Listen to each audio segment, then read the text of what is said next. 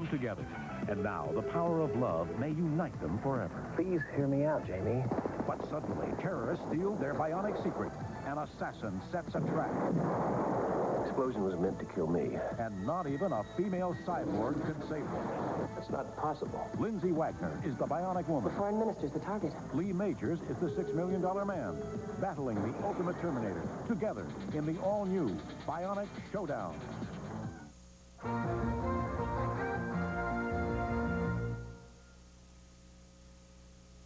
For McDonald's salads, Kathy. She's young, on the go, has it all together.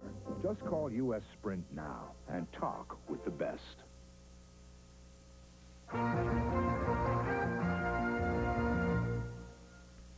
Bionic Showdown, the $6 million man and the Bionic Woman continues. Starring Lee Majors and Lindsay Wagner.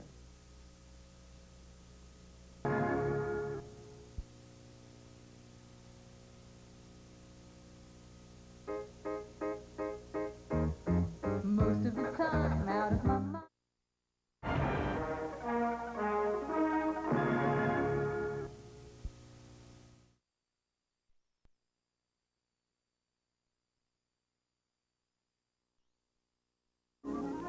The following program is brought to you in living color on NBC.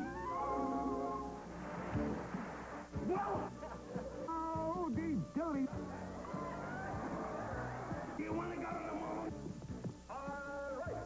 Mr. Wizard. Good night, sir. Good night, David.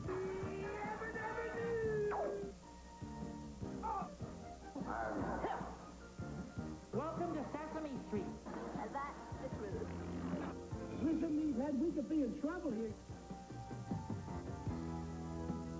Good morning. Television as we know it was born 50 years ago this Sunday at the 1939 World's Fair in New York. Back then, no one dared imagine it would become the dominant force in American society. For the next 2 hours, we're going to look at what television has become, how it got that way, and where it's headed today, Friday, 28th of April, 1989. From NBC News, this is Today with Bryant Gumbel and Jane Pauley. And good morning. Welcome to Today on a special Friday morning. Special because we're going to spend the next 2 hours talking about our business, talking about television, and looking at the entertainment end of it. Now, this set may look a little familiar to some of you. Obviously, it's not our home, Studio 3B. We're actually in 8H this morning. It is perhaps the most famous studio in all of broadcasting. Built in 1933, it's been home to every notable, from Toscanini to Belushi. We think it an appropriate backdrop for a look at where television's been and even where it's going. Jane? Perhaps the most devastating remark ever uttered about television was when Newton Minow called it a vast wasteland, and he was the former FCC chairman. He'll be with us in this half hour. We'll ask him if his opinion has changed any over the years. Along with Lucille Ball, he was the first inductee into the Television Hall of Fame. There is only one Mr. Television. Milton Berle will be here. And in our 8:30 half hour, we'll talk about women in television with the state-of-the-art anchor woman, Murphy Brown. You know her as Candace Bergen. We're also going to trace the evolution of some of our favorite TV formats, and we'll check out some commercials, too. We've got a busy morning ahead. Let's get it started in more normal fashion at the news desk with John Palmer. Good morning, John. Good morning. This Friday, and for that we go down to Walt Disney World in Florida, where I understand Willard has found a little bit of home. Good morning, Willard. Hey, good morning to you, Brian. First there was the mouse, then there's the house, and we've celebrated almost every anniversary, the Magic Kingdom, Epcot, and now the fabulous new Disney MGM Studios, and we're here this morning with the Disney Vice President. Good morning, sir. How are you? Listen, Mickey Mouse started the whole thing. Roger Rabbit, you're doing okay. And Max Howard, this is a marvelous replica of the set of the first Today Show news set. Can you see that? Would you look at the rabbit ears? You pick up Channel 2, CBS here in town. Well, Channel 2 is NBC in this town, but in New York it's Channel 2 CBS. But with these rabbit ears, you can pick up anything, isn't that right? But this is a neat little set, and this is all part of the Superstar TV section. Max Howard, you're director of animation, and of course animation is what made Mickey Mouse talk in the first place. The whole thing started. What's your first animation production going to be down here? It's going to be a project starring Roger Rabbit, Roller Coaster Rabbit. Has it begun? Is it underway now? Yes, it has. Our first drawings are underway. Oh, that's terrific. And you use, of course, this facility is not only a exhibition or a part of a, like Epcot and Magic Kingdom. People can come in and enjoy it. But also productions are taking place at Win Lose Your Drawers. What is it? The fabulous Burt Reynolds show, right? Yes, Cisco and Ebert have been here. We've got many, many things going on in the live-action sound stages. It's so pretty this morning. Even in the fog, it looks good. And good luck to you, Max, and good luck, Roger. Good luck to you. Good luck to everybody. Wish them all well. It's a great operation. Come down and check it out. Speaking of weather, here in Orlando this morning, 92 degrees, not now, but later today. South Florida, incredible. Look out, Dallas, Fort Worth, Houston, St. Louis. All of these areas expect some severe weather, possibility of strong thunderstorms, and the ever-present threat of tornadoes. A lot of snow, by contrast. Up in Billings, Montana, it's about 28 degrees this morning. They could get 6 to 8 inches of snow in Montana and Wyoming, and also some scattered showers throughout the Ohio Valley. Mentioning severe weather, please just be on the lookout throughout the entire Ohio Valley and the nation's midsection and the southern plains. The West is unbelievable, right, Roger? Oh, hit my microphone on Roger's nose. Hope it didn't whiplash. Here's what's happening in your world even as we speak. Willard, today mostly sunny skies, the high 65 to 70. Increasing clouds tonight with showers over the weekend, high in the mid-60s. There's no house like the house the mouse built. We'll be back all morning long celebrating the grand opening, which gets away officially, I believe, on Monday. So check it out and come see us in Orlando. Now here's Brian and Pete. All right, Willard, thanks. On Close-Up this morning, I want to take a look at the impact of television. For better or worse, TV has become the prime mover of American society. It has replaced print as the popular form of communication and speeded up our awareness of everything. In the process, it's altered our attitudes and is very much responsible for the way we are today. Since the beginning, the family has been the butt of TV's longest-running jokes. The sitcom led America through the baby boom's white bread, homespun 50s. Is that the way you danced with Mom in the olden days? Hey.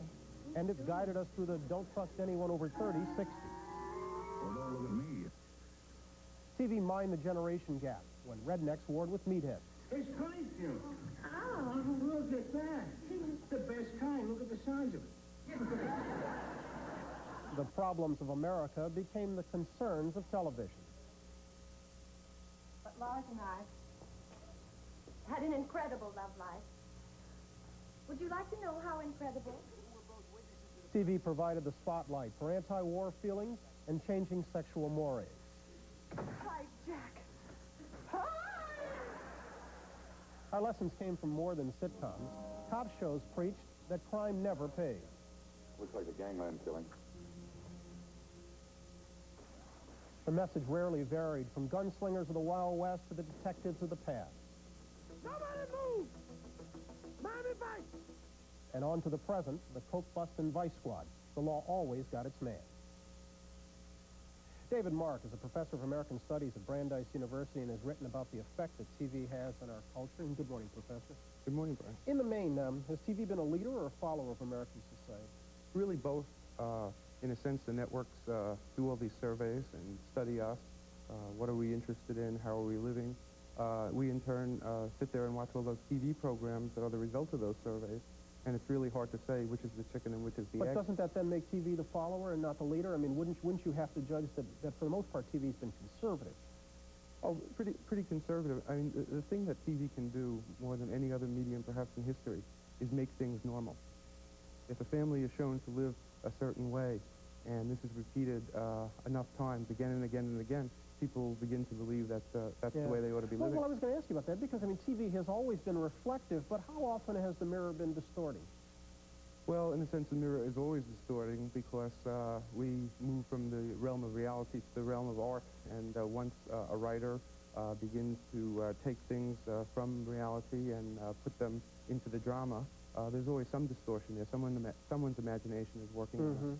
It's popular to blame television for all of America's ills. How much of that do you figure is unwarranted? Oh, I think that television may be more of a symptom than a cause in terms of some of the problems that we face as a culture. Do you not think it has shaped our moral values? I mean, hasn't it been to our detriment on some counts? Well, television is a teacher, but it also has to be very sensitive to its function as a marketing venue. For example, if you looked at early sitcoms, such as Amos and Andy or Berle, which had racial stereotypes in them. There were protests against them. The NAACP, for example, fought against Amos and Andy, and it was, in fact, taken off the air by CBS. But what did the networks do? They didn't come back with some more realistic or positive kind of show. For a period of about 15 years, there wasn't a single sitcom on television with a black character in anything but a stereotype They just role. flat out ignored it. Yes, so... If you were praising television to someone who'd never heard of it, what would you point to? Well, I think I would just sort of point to my favorite shows that I enjoy. I think everything I know about the mating habits of penguins, kangaroos, and other species, certain other species of animals probably come from nature shows on TV. A lot of what I know about courtroom procedure comes from watching L.A. Law. Flip the coin. If you were indicting television to one who'd never heard of it, what would you indict it for? Well, once again, I'm not sure that I would make a blanket statement about the medium. We don't talk about books that way, you know. Is literature good or bad? There are good books and bad books. And I think it's time we begin looking at television programs in terms of their own integrity rather than this so-called overall effect of the medium. Do you think it has brought out then either the best or the worst in us, or just brought out whatever's common to most of us? Any tool for human expression will bring out both the best and the worst in us, and television has been that. David, Mark, thanks very much. Thank you.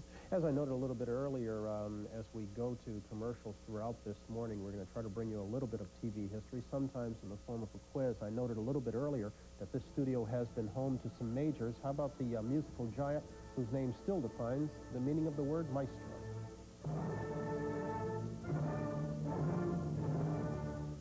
From 8H, this is a special edition of Today on NBC.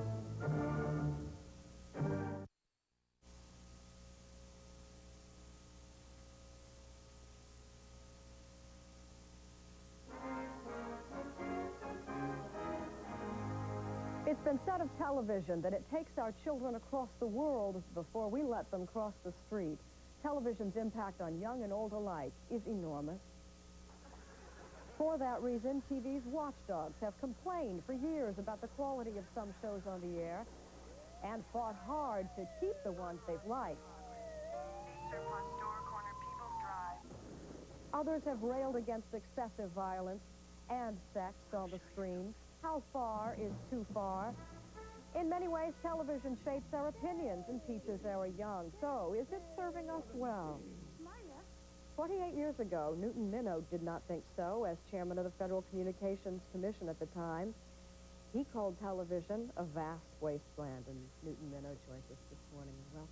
Jane, thank you. Glad to be here. All right, an update. Is it still a vast wasteland? I think you could call it half vast. I think there's a great improvement on a couple of fronts. News, much more effort on news. Sports, public television has improved. On the minus side, I think there are still great deficiencies, particularly day-to-day entertainment underestimates the American viewer. And unfortunately, children have been very badly neglected, except by public television. 28 years ago, cable TV did not exist. Do you put cable in the plus or minus column? I think overall on the plus side, in the sense that it gives people choice. We now can offer people an all-news channel, an all-sports channel, a foreign language channel. And I think that is a plus because our fundamental value in our country is more and more choice for everyone and more freedom. On the other hand, some viewers complain about lowered standards on TV, specifically sex and violence, and someone observed that cable TV is the cutting edge of the knife and broadcast TV is the back of the knife, if you will. Has cable TV lowered standards and brought broadcast standards down with it? I think very often it has, and there's a difference, of course, in the level of governmental regulation and interest in cable versus over-the-air broadcast. With Lucille Ball's death, I think the reason we all feel so badly is that she never compromised good taste, standards. She proved that you could have great entertainment without descending to a lower level, and unfortunately too many people in broadcast and cable don't believe that. Today the viewer has the option of changing the channel, and Yes, that's of about course. it. There are consumers, and I'm thinking of the Michigan woman who has organized an advertiser boycott because of the program Married with Children that she found offensive. Do you find that exercising one's rights to free speech, if you will, or is that censorship? Oh, I think absolutely exercising one's rights to free speech. She did what she proved to the rest of the country, that one person can make a difference. I think she deserves a medal. You're on the board now of CBS. Yes, I am. Can a watchdog sit on the inside, too? Well, we try, and of course, CBS does many wonderful things, as does NBC and ABC and everyone else. But it's a tough business to try to reconcile all the competing demands on it. All right, we'll leave it at that, Newton Minow, and we will continue to get updates from you. Okay, thank you. The very first television image was produced in an RCA laboratory in 1930. Whose image did they pick of all the possibilities? Felix the cat, the wonderful, wonderful cat. Whenever he gets in... This is Today on NBC. Felix the cat, the wonderful, wonderful cat. You laugh so much your sides will ache, your heart will go pit-a-pat. Watching Felix, the wonderful cat. Since we're limited to 2 hours, we're not going to try to do everything this morning. We're basically concentrating on... Coming pretty close. We're concentrating basically on entertainment television. We're going to give news kind of short shrift, and we're really not doing anything on sports and soap operas. Murphy Brown's going to be here. Well, that's true. That's true. But that's not news. Anyway, from the silly to the sublime, TV theme songs have stuck in our memory, so throughout this morning, we're going to see if we can name that tune. Davey's letting you hear the first one. We'll be back in just a moment. Next week, critical problems in emergency rooms. overcrowded hospitals. Health insurance for the poor. Our month-long look at healthcare in America begins Monday on NBC Nightly News with Tom. Back now, 7:30 on a Friday morning. It's the 28th of April. Along with Jane Pauley, I'm Bryant Gumbel. We're continuing our salute to television's first 50 years. And in this half hour, we're going to turn our attention to a piece that we're calling Landmarks, those images that television has placed in our memory forever. We're going to take a look back at some of the lasting images of the first 50 years. Jane? This was an earth-shattering image of a man being hit in the face with a powder puff. It might not sound earth-shattering, but it certainly changed the course of broadcast history.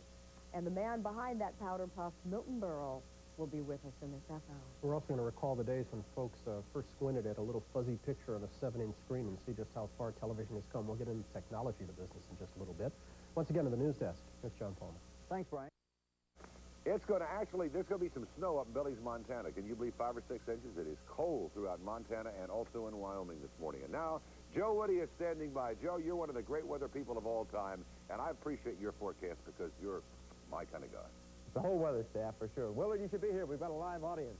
In any event, the Jensen account is brought to you by IBM, the people, products, and resources to help you find the right solution. And now here's Jane. Thank you, Joe. Every or virtually every American home, something like 98%, own a TV set. I'll bet the average home owns a couple, maybe more than that. Dan Gustafson owns 230, and some of them are real collector's items. You brought some of your treasures with us. I'm standing next to one I've got to bet might be the most valuable TV anywhere. Well, that one is very valuable. It's a 1939 RCA TRK-12, and that set was one of 12 that was at the World's Fair viewing room. 50 years ago. 50 years ago. This Sunday, yeah. I'm standing here, I'm pointing, isn't this making broadcast history? You call this sort of a Model T of television. How so? Well, that's a 630 RCA. That came out in 1946. It was made for 3 years, and over 2 million of them were produced and sold, and that set brought TV into the home. What year again, 1946 to 48. Milton Berle was watched on a lot of those TVs. I'd show you some of the others, including the first color, but the technology has proceeded apace, and some of the most exciting developments may be yet to come. Here's Mike Jensen with a report. It's being called the entertainment breakthrough of the 90s, HD TV. Here's what high-definition television is all about. The first thing it does is stretch the picture out. It gives you more to see, to the left and to the right, like the movies. The next thing it does is make the picture much clearer. If you used a magnifying glass, you'd see that your television picture is made up of horizontal lines, called scanning lines. On high-definition television, there are at least twice as many of those lines. so the picture is twice as clear. There's also stereo sound, greatly improved. And there's size. Television screens are being developed that will take up an entire wall. In time, it will be like bringing a theater into your home. People who have seen specially shot HD TV programming on an experimental HD TV set have been astonished.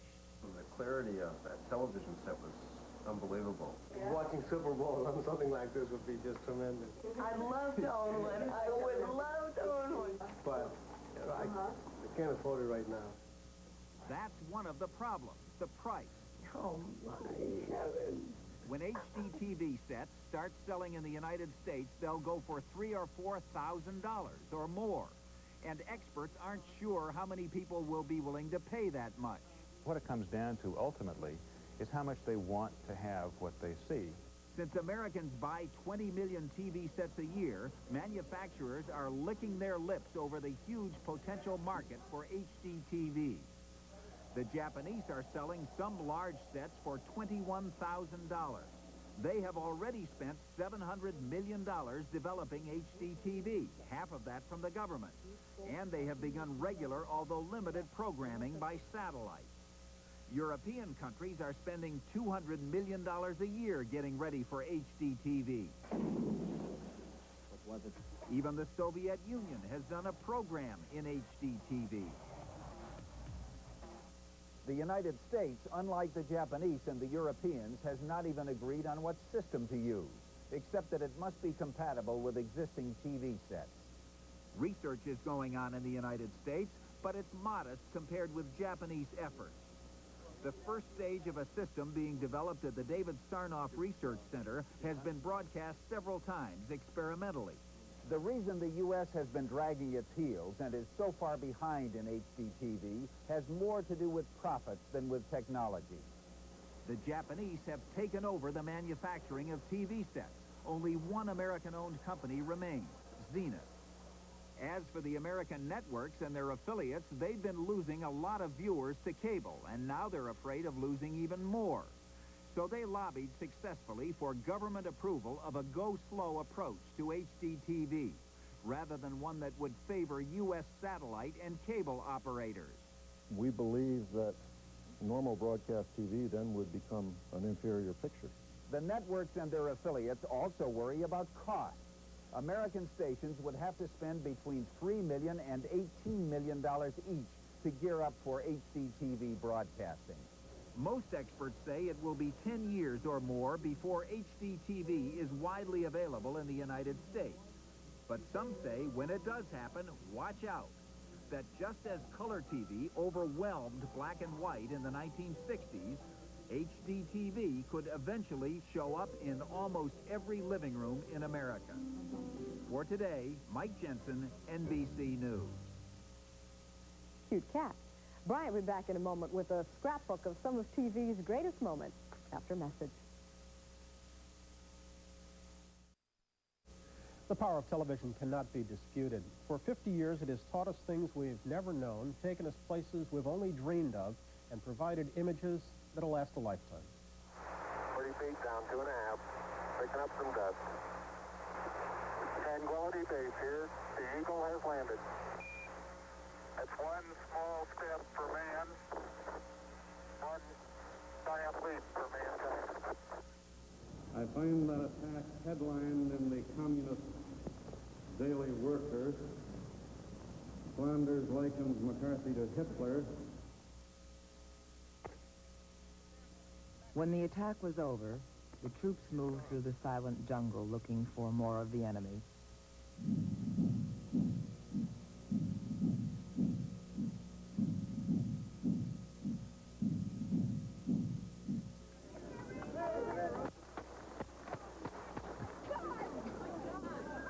Four, three, two, one, and liftoff.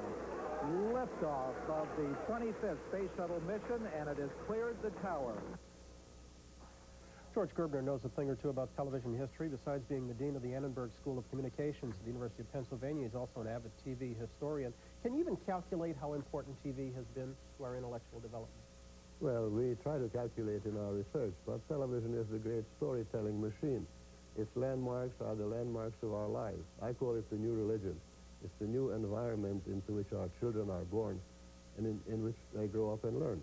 Things now are perceived to have importance insofar as the amount of TV time they're able to generate. Is that to our detriment? Well, we try to cram a great deal into a small amount of time, and it makes it very superficial. But at the same time, television brings everybody into the cultural mainstream. There's no more isolation. There's no more parochialism. Nobody is out in the sticks anymore. There are millions of people who have never been part of the mainstream of political and cultural life. And for all television is doing, it brings them in, it homogenizes them to some extent, and that may be to our detriment, but it brings them into the mainstream, and it gives them something in common with the people the elites, who used to have all the best that culture has to offer. I noted that we are calling this section landmarks, so let's recall some of those images, and as we show them, talk about why they're so important. Starting back with Edward R. Murrow's Person to Person back in 1955. Didn't this usher in kind of a ridiculous fascination with celebrities that TV has fostered? Well, you may call it ridiculous, but for people whose lives are not that interesting, the idea that the rich and the famous and the beautiful and the ugly and the infamous people whom everybody is talking about comes into their homes. What about it's an enormous experience. What about the JFK funeral? I mean, the events of '63 are etched in our memory, but was TV any more than just another spectator? It certainly was. The landmarks of television are the landmarks of our lives. We ask people, where were you when JFK was killed or when he was buried? That was the great global catharsis. Flags were falling all over the world. People were mourning. Would the same be said of the civil rights struggle? Would it have happened without TV? It's hard to imagine. We witness our history because of television. We witness our history before we write it. As we are witnessing it, we're trying to interpret it. Future historians will have the task of explaining the everyday experience that the American people have shared because of television. But for every plus, it seems we've encountered a minus. I mean, let's take, for example, the lasting images of the Vietnam War. They certainly brought about a hasty end to a war we were better off without. But didn't it also hurt this nation's ability to do what's sometimes necessary but also unpleasant? Well, that's an interesting question. For the first 3 or 4 years, the images of Vietnam were winning images. Then when the war began to go bad, all of a sudden, we personalized the enemy and we got individuals. So what happens now is when television covers a war, it has the ability of making it personal, making it sickening and horrible as indeed it should be, and there's never going to be a war without this threat or danger or promise of being covered by television. That's why generals don't like television on the battlefield, because it really takes over. It's no longer the communiques of the high command, but it's witnessing a war, it's witnessing a battlefield, it's witnessing history that makes the American people share in a common experience, which is why the landmarks of television are the landmarks of our lives. You know, Lucille Ball is remembered not only because she was a great comedian, but she reminds us of our youth. She reminds us of the time when America was on the top of the world, was the first global success, the first global American television show. Everybody loved Lucy, and we began to realize what a global influence television has. Let's advance to '69 and the moonwalk. Would you call it television's finest hour of the first 50 years? Well, it's a technical feat. Again, it brought an incredible technical feat into the living rooms. It's a simultaneous experience of the same thing. A storytelling machine that tells stories to children, parents, grandparents, students, and teachers at the same time.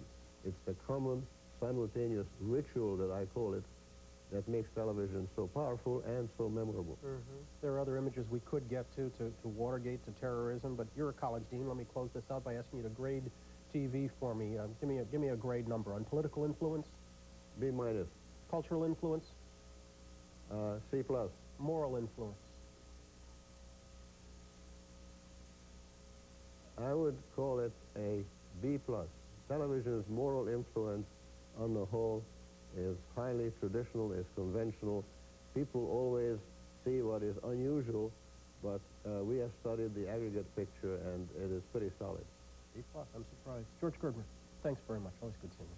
Take care. We're going to come back in just a moment, but as we prepare to go to a break, let's hear another theme. You'll recognize this one. Coincidence, my foot. Once things start going... On June 8, 1948, a live television show made its debut. It was the Texaco Star Theater, and it changed the course of broadcast history. Oh, we're the men of Texaco. We work from Maine to Mexico. There's nothing like this Texaco of ours. Our show tonight is powerful. We'll wow you with an hour full of howls from a shower full of stars. We're the merry Texaco men. Tonight we may be showmen. Tomorrow we'll be servicing your cars. And now, ladies and gentlemen, introducing America's #1 television star, who is full of the devil every Tuesday night, Milton Berle.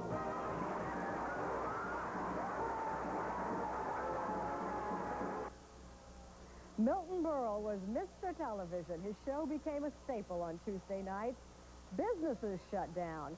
There were power drains. The water level in Brooklyn dropped seriously during commercials. He was the biggest thing on the tube. Milton Berle joins us today, 40 years later. You know, we've been watching and relishing some of our favorite old Lucy shows because of her death recently. Milton Berle, where have all those shows been? Why haven't we seen those in reruns? The ones, the Texaco shows? Texaco Star Well, Theater. we could never run the shows, rerun them, because they weren't on tape. See, Lucy and Desi, they put them on film so that they could last. But ours was on what they call kinescope, and you couldn't put a kinescope. The tape wasn't invented yet. Tape didn't come in until 19... That doesn't mean they're lost to the universe. Oh, no, no. Where? Oh, no, I have them. Where are they? Oh, shut up. I have, what's this, Saturday Night Dull? And, no, I have them, and I have 156 hours of the Texaco show with NBC. We both own them. And, well, that doesn't do any good for you to sit around and watch them. How can I watch them? Aha, nice question. Thank you. Said beautifully. Yes. I'll tell you, that's it. Wait, come back to James. Now, that's it. Oh, I've just made 3 home videos of the Texaco shows from the 50s. Piece of memorabilia.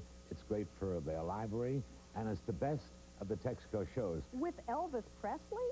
Well, why don't we just show something if we got a chance? Have you got it up there? Well, it's there. Why don't we roll it? Can't you roll it? Sure. The way the new one looks? Sorry to wake you up. Would you do that for me, please?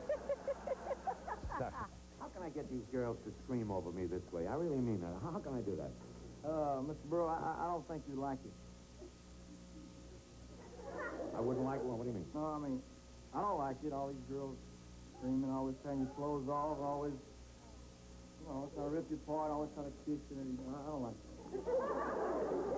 You don't? Someone must have stomped on his head with those loose suede shoes. I'm really very happy to be here, ladies and gentlemen, and particularly to be able to fill Uncle Milty's shoes.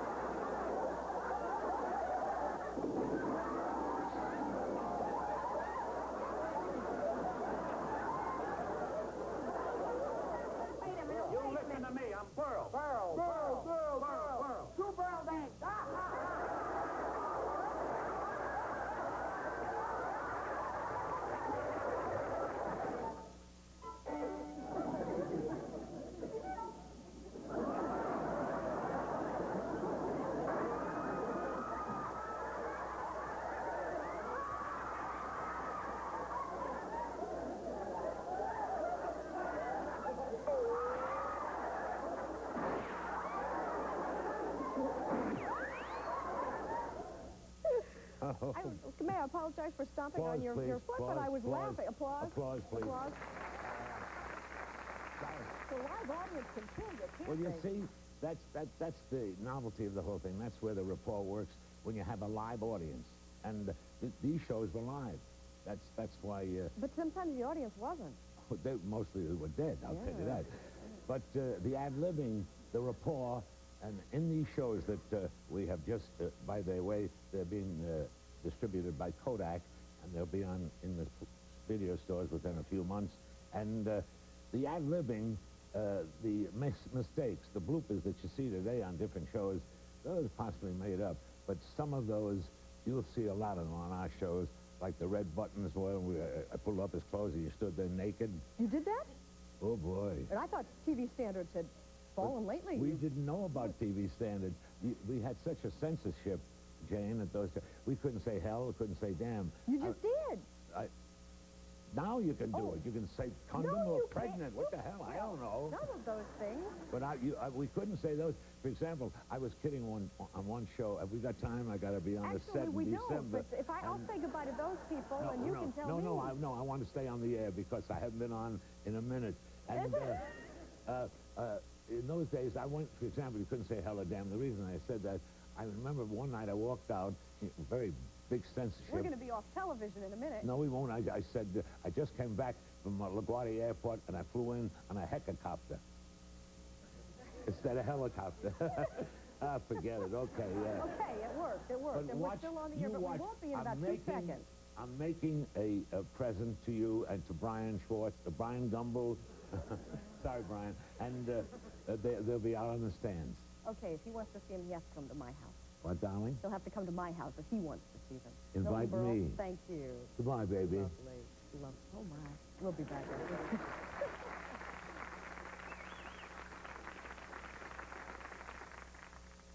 Let's work fast before our faces know we're gone.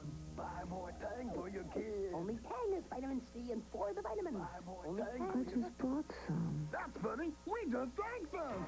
Tang drink with vitamins. The taste your mouth can't wait for. Good friends and good food, but not stomach aches. My party. And my Lanta too. Double strength Mylanta 2 with nearly double the acid neutralizing power of any leading regular strength brand. Because my life takes my Lanta too. The facts about butter and calories. Think butter has a ton of calories. Think again.